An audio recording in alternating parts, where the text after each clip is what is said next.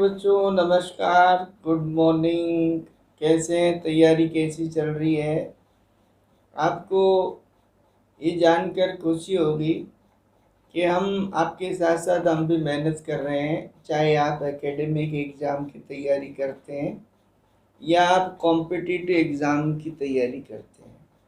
Competitive exam चाहे आपका छोटा हो बड़ा हो, हमारे वीडियोज़ आपको सभी तरह से हेल्पफुल होंगे। और आपको, यदि आपने सब्सक्राइब कर रखा है हमारे चैनल को, तो आपको मालूम होगा कि हमने पहले एक वीडियो ड्रामा का पूर्व में वीडियो आपको जो है अपलोड किया हुआ है, जिसमें हमने चर्चा की what does mean drama and essentially how many forms of dramas are there. हमने उस वीडियो में बहुत सारे कंसेप्ट को क्लियर किया और उसमें हम इस बात पर आए थे कि ड्रामा के बेसिकली दो पार्ट होंगे आपके, ट्रेजेडी एंड कॉमेडी। आज हम ड्रामा के पार्ट सेकंड और ट्रेजेडी को चर्चा में लेंगे। ट्रेजेडी के यानी विषय में हम बात करेंगे। ट्रेजेडी का क्या डिफिनीशन है, ट्रेजेडी के क्या काइंड्स हैं, ट्रेजेडी का बेसिक ओरिजिन क्या है, और बेसिकली इंग्लैंड में ट्रेजेडी का कंसेप्ट और ओरिजिन किस तरह से हुआ, इस तरह की हम बात करेंगे। आइए हम चर्चा में लेंगे। सबसे पहले यदि हम ट्रेजेडी की बात करते हैं तो ट्रेजेडी का जो ओरिजिन है वो आपका एंशिएंट ग्रीक और रोमन है। एंशिएंट ग्रीक और रोमन इसका बेस है। और हम ग्रीक कंसेप्ट और ग्रीक थ्योरी के आधार पर यदि हम बात करते हैं तो ये बिल्कुल क्लियर है कि the origin of tragedy is Greece. There is a word, एक यानी इसका एक मूल शब्द है, लैटिन वर्ड है tragoedia, that means he a song, he wrote, means got a song।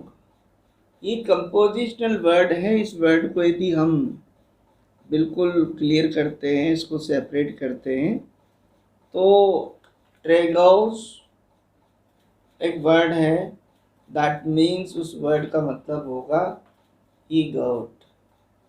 और दूसरा आपका compositional part of this word जो है वो है आपका वॉइड, और वॉइड मीन्स होगा सॉन्ग। हमें यहाँ बस इस वर्ड को, हमने कंपोजिशनल वर्ड को सेपरेट करके कंपोजिशनली टर्मोलॉजी के आधार पर समझने का प्रयास किया। किस तरह से ट्रेगोइडिया जो मूल वर्ड है वो कंपोजिशनल है, उसके दो टर्म हमने डिस्कस किए। हम इसे यहीं छोड़ेंगे। ग्रीक में क्या इसका कंसेप्ट था, इसके क्या क्या यानी जो है मूल यानी जो है प्रिंसिपल्स थे, लेट इट गो। हम सीधी बात ये करना चाह रहे हैं कि सबसे पहले ग्रीक में जो ट्रेजेडियन रहा वो एस्चाइलस, जिसने सबसे पहले अपनी ट्रेजेडी स्टार्ट की। और किस तरह से ग्रीक एस्चाइलस जो आपका ट्रेजेडियन रहा, उसकी famous, world famous no tragedies रही। उसके बाद ग्रीक ग्रेट ट्रेजेडियन सोफोक्लीज, और सोफोक्लीज ने भी किस तरह से वर्ल्ड लेवल और सबसे पहले रूट लेवल पर काम किया और ट्रेजेडी को अपना ग्राउंड दिया। उसके बाद थर्ड ट्रेजेडियन, ग्रीक थर्ड ट्रेजेडियन जो रहे वो यूरिपाइड्स, और यूरिपाइड्स के आते आते ग्रीक ट्रेजेडी किस तरह से अपनी मैच्योरिटी को प्राप्त हुई। लेकिन इनके 50 ईयर्स लेटर ऑन, इनके इन ग्रेट 3 ट्रेजेडियंस, ग्रीक ट्रेजेडियंस आफ्टर और लेटर ऑन 50 ईयर्स, 50 के वर्ष के बाद Aristotle, and Aristotle who proved the father of drama, tragedy. In his book Poetics, he defined tragedy, and he proved himself the prince and the father of the tragedy, Greek tragedy. Greek tragedy, as per the principle of Aristotle के सिद्धांतों के आधार पर Greek tragedy चलने लगा। उसके बाद जब ये पूर्ण रूपेण एस्टेब्लिश हो गया तो लेटर ऑन वहाँ इन रोम में देर वाज द ग्रेट ट्रेजेडियन, एक बड़ा ट्रेजेडियन उभर कर सामने आया। और वो जो ग्रेट ट्रेजेडियन जिसने रोम में अपनी ट्रेजेडीज को स्टेब्लिश किया, वो सेनेका। और इन 3 ग्रीक ट्रेजेडियन के कंट्रीब्यूशन के बाद ये विधा, ये art in literature travelled to England. और इंग्लैंड में सबसे पहले 1561 के लगभग, अराउंड 1561 के लगभग, वहाँ एक बहुत बड़ा and very first tragedy was the product by Thomas Norton and Sackville, and that is to be regarded Gorboduc, that is the first English tragedy in England around 1561। और इंग्लैंड में सबसे पहली यदि ट्रेजेडी मानी जाती है तो मानी जाती है गॉरबोडक, जो 1561 के लगभग थॉमस नॉर्टन और सैकविले के द्वारा यानी कंप्लीट की गई। और फिर इस तरह से ये ग्रीक ट्रेजेडी का जो प्रचलन है आगे जाकर रोमांटिक ट्रेजेडी में यानी परिवर्तित हो गया। दैट मीन्स ये हुआ कि हमें ट्रेजेडी को समझने के लिए जब कंसेप्ट हमारे पास आएगा तो हमारा बेसिकली क्या होगा, Greek tragedy and romantic tragedy. All the rules, fundamental rules of Greek tragedy, how differ from romantic tragedy, you know the term itself clears. हमें स्पष्ट होता है कि हमारा जो टर्म है romantic tragedy, very first in England it was Christopher Marlowe. सबसे पहले इंग्लैंड में जो prince and father proved, it was Christopher Marlowe. Christopher Marlowe ने इंग्लैंड में ट्रेजेडी को सर्वप्रथम मैच्योर्ड किया, उसने स्टेब्लिश किया। और किस तरह से लिटरेचर में हम जानते हैं कि मार्लो ने बहुत सारी ट्रेजेडीज, जो वर्ल्ड फेमस ट्रेजेडीज है, जैसे हम बात करें टेमुरलिन है, डॉक्टर फास्टस है, जी ऑफ माल्टा है, इस तरह की ट्रेजेडीज दी। लेकिन आगे चलकर हम जब देखते हैं कि 16th सेंचुरी के लगभग जब, चूँकि इंग्लैंड यहाँ आपका the 16th century is regarded in the view point of literature the golden era, and it is also metaphorically called or regarded the singing nest of the singing nest। इस तरह से इसको जब वहाँ कहा गया तो यहाँ सबसे बड़ा जो पोइट उभर कर और ड्रामेटिस्ट उभर कर आया वो था आपका शेक्सपियर ने अपने ट्रेजेडीज को, चूँकि ग्रीक ट्रेजेडी में एरिस्टोटल की रिकमेंडेशन के आधार पर वहाँ का कंसेप्ट अलग था। ग्रीक ट्रेजेडी कंसेप्ट ये था, there is no allotment, or there is no place for any loose presentation and expression for the purpose of the tragedy. लेकिन शेक्सपियर ने इस तरह से देखना प्रयास किया, अपना नवाचार लाना स्टार्ट किया कि ये बिल्कुल आवश्यक नहीं है। Tragedy should be or must be the serious one, dramatic expression on the presentation on the stage through the action, but it's not necessary for the purpose of the tragedy that at last the hero should face the death and should have the death। ये कि अंत में hero की मौत हो, ऐसा बिल्कुल नहीं होगा। आपकी ये जरूर है कि फ्रॉम बिगिनिंग टू एंड आपका जो हीरो है suffers and may be the death one that was practiced frequently by Shakespeare, और शेक्सपियर ने इसका बहुत ही यानी फ्रिक्वेंट यूज किया।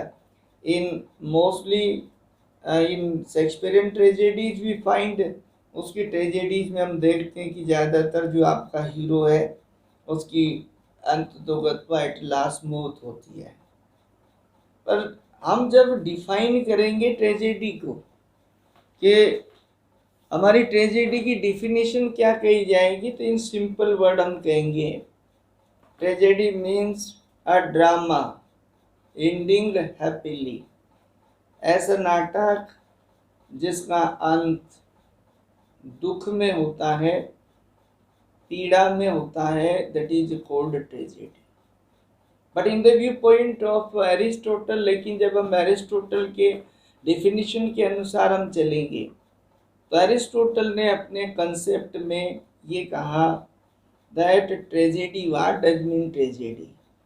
Tragedy the imitation of action, the imitation of action, serious, complete, and through the action not narration, through the action not narration, the magnitude, through the embellishment language, and through the pity and the fear as some other one।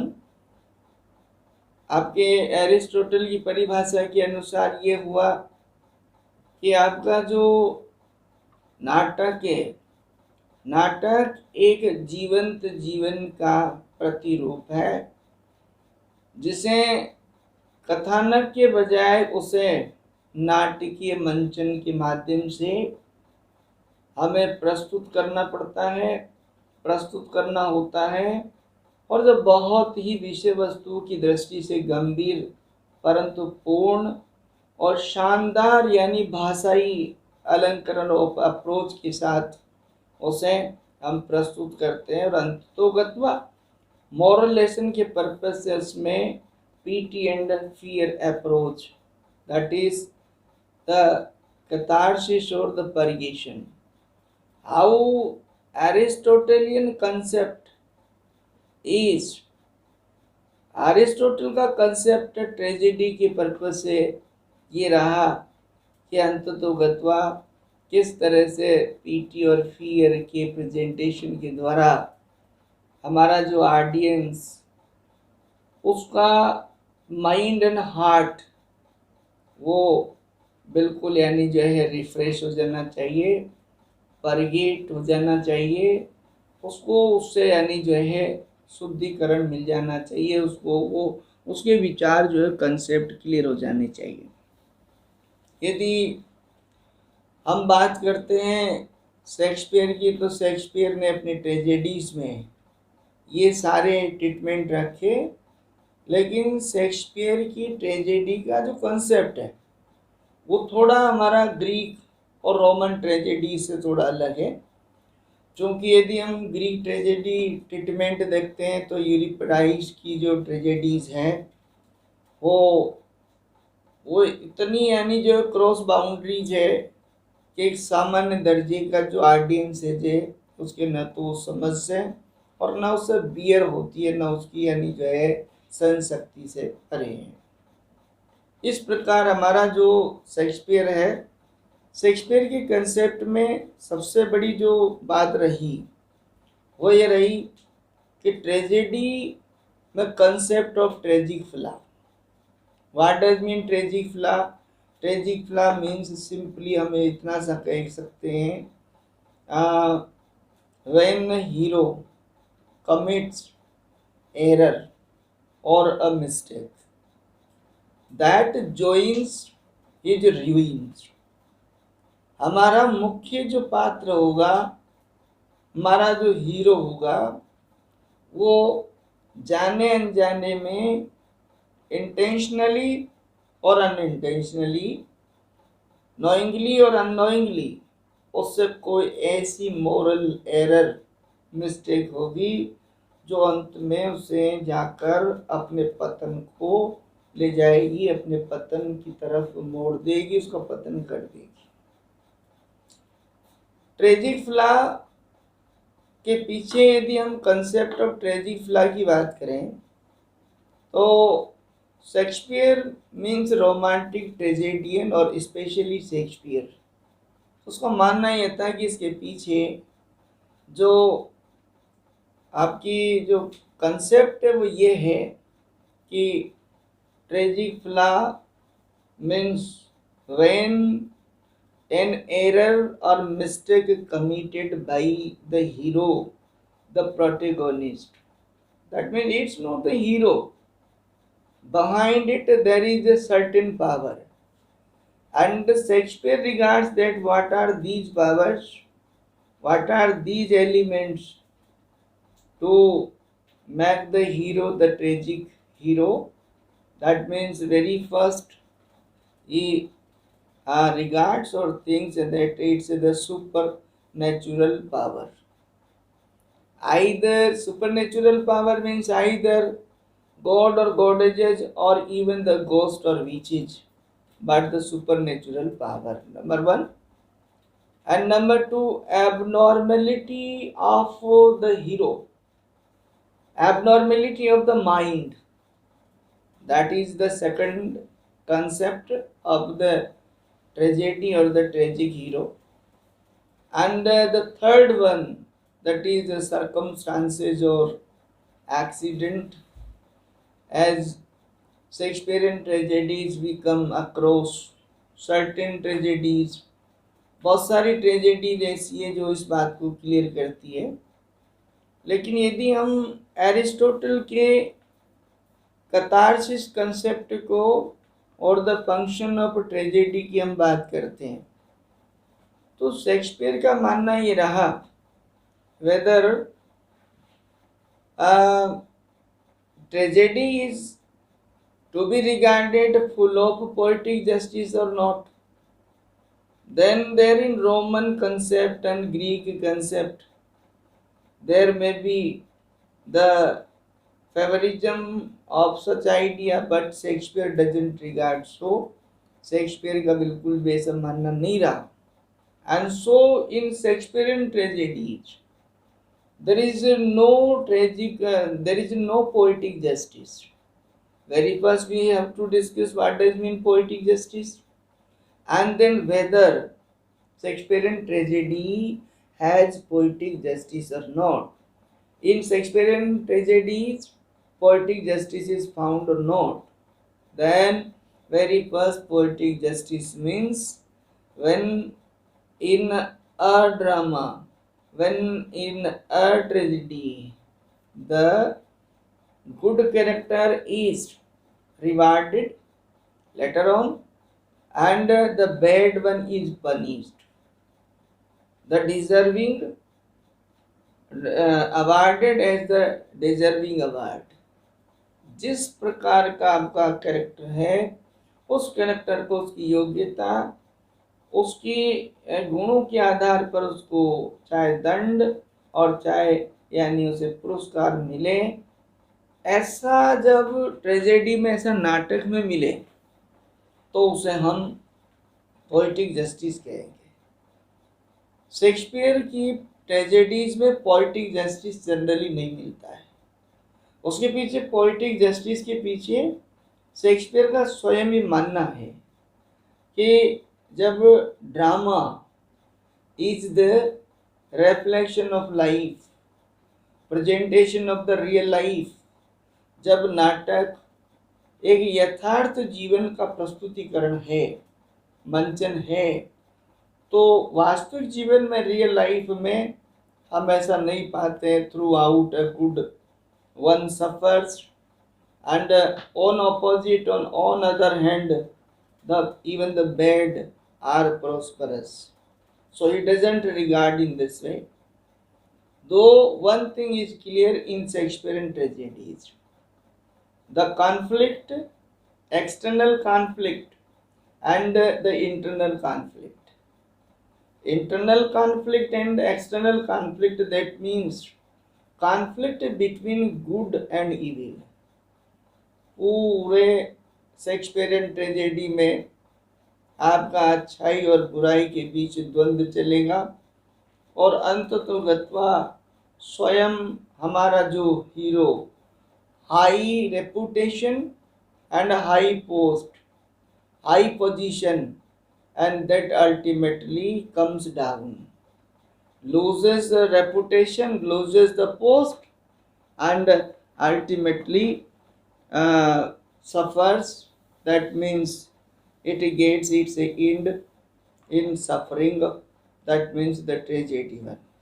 Later on the basis of the theme or the structure, how Shakespeare, how tragedy, 6 elements are essential, and the very essential or outstanding element is plot and character. When we come to plot on the basis of the story too, the main plot and the subplot, but on the basis of the content, on the basis of content, then we also supplementarily have to say that plot, the simple one. And what does mean simple one plot? Simple plot means plot that moves steadily, and the other one the complex. Then what does mean complex plot? That means complex plot means a plot that moves in the complexity, means there is the exploitation. That's the other element in this way, the essential elements. But to sum up, on the basis of the romantic tragedy, when we come to sum up, there are a different type of the tragedies on the basis of theme, such tragedy of revenge, tragedy of manner, tragedy of melodrama, and tragedy of the revenge, sentimental, manner, and farcical, etc. In short, when we come to conclude, a tragedy is a drama that comes to an end very sufferingly, means sad end. That is called a tragedy. That's enough. I think it will be very helpful. Have a nice day. Thank you.